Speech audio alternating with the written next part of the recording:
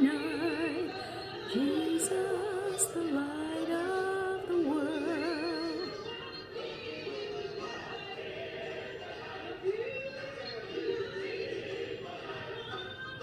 Oh, where the dewdrops of mercy shine bright. Hey, you guys.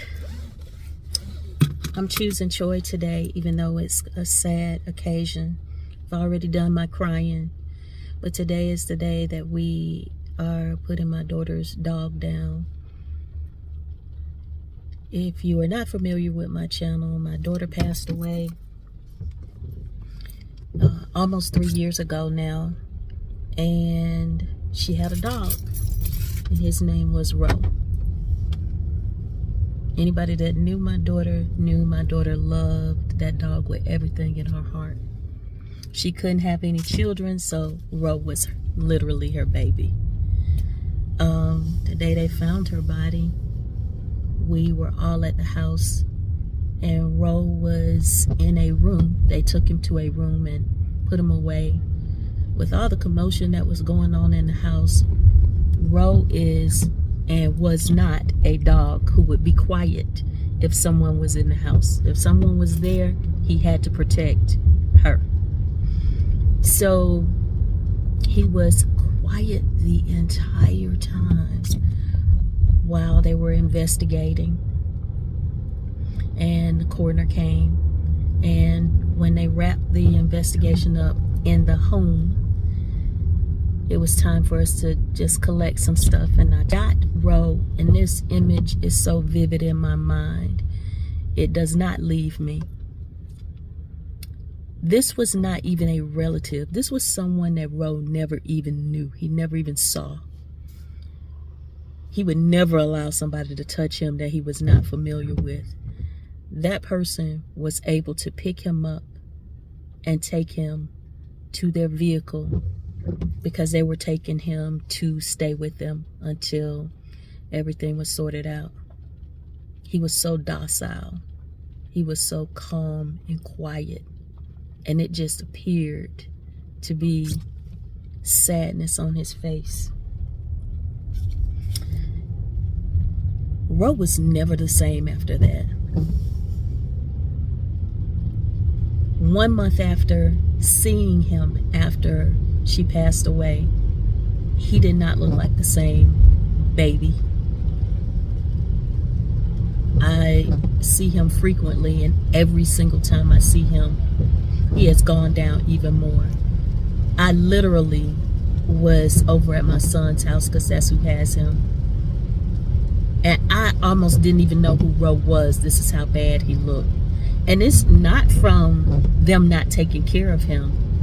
It's just from the fact that he just went down. So my sadness is not for Ro, because she found him as a rescue. And even when she found him as a rescue, they told my daughter that this dog was only gonna live possibly a month, because he had heartworm. She went home and did some research, and because I told her, I said, look, you're a young girl, you do not have money to be putting into this dog like this, so maybe you probably want to take him back to the shelter. And she did not take him back to the shelter, because she was very much about her own mind. She got online, started doing her own research, and found that if you were to give your dog, as young as he was, heartworm medicine just continuously, then there was a good possibility that he would survive. And that's exactly what she did. And she took him back to the vet, and there was no more case of heartworm. He got pudgy one time, and because she loved feeding him snacks, and she brought him over to the house, and I was like, girl, this daggone dog looked like a pot-bellied pig. It was uncomfortable for him to sit. He was wobbling when he walked.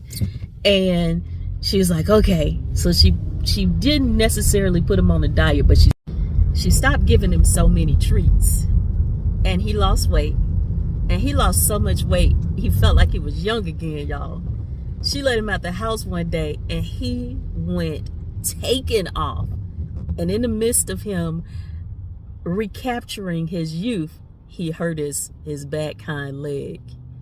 He hurt it so bad he could barely walk. Again, she went online, did some research, and found out that if she bought him a leg brace, that he would be okay. Now, I was getting ready to spring for the super expensive leg brace, but she found a place that recycled medical equipment and things like that for him, and she bought him one and some CBD. And back to his old self he was. So, like I said, he's lived a very long, good life. She pampered him. And I can't help but feel like today is the day where he'll get some rest.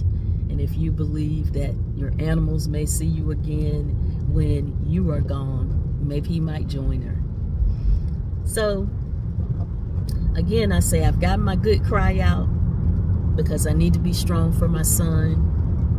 Going to pick he and my daughter-in-law right now so we can take him to have him put down. I don't even know if I'm going to post this video, but if I do, I hope it helps someone. Okay? Hey, this is an update from the next day after Ro has gone to rest, and thankfully everyone is doing well. My son is doing well. I think he has been able to process now since Ro has gone to rest that it was the best thing for Ro to not be here. I have to add another thing that was eerie, because in the first video, the part 1, you heard me talk about how when Christy passed away, Ro was so quiet and silent, and he was never like that. Well, my daughter-in-law has a dog as well. His name is Mustafa. And Mustafa is young and full of energy and vibrant. Yesterday, Mustafa made no sounds. He was so still. He was so quiet. I asked her while we were at the vet, what was Mustafa doing this entire week, the week leading up to yesterday, Sunday? And she said, you know, I thought about that myself. And he just kept going up to Ro and licking him in the face and just lying in front of him. And she said, something inside of her said, he knows it's time. Y'all, pets are so important to us, important in our lives. People discount how important it is. I read some comments sometimes when pets pass away and people are so heartbroken that folks are like, well, it was just a dog. It was just a cat. Your fur baby is a unconditional love. That dog was with my daughter through a divorce, through happy, through sad times. And